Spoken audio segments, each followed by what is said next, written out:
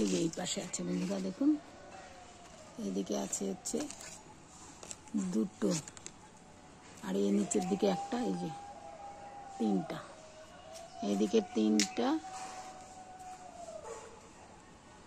আর ওই পাশে তিনটা, মোট ছটা।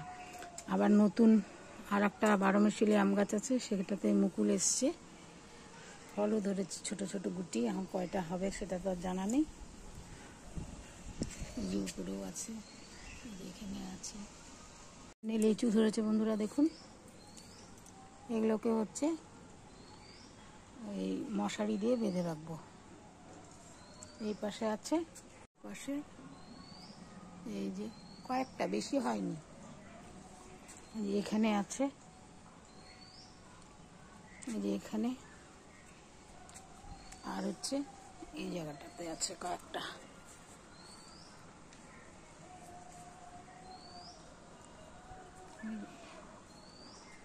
এই কটাই হয়েছে বন্ধুরা।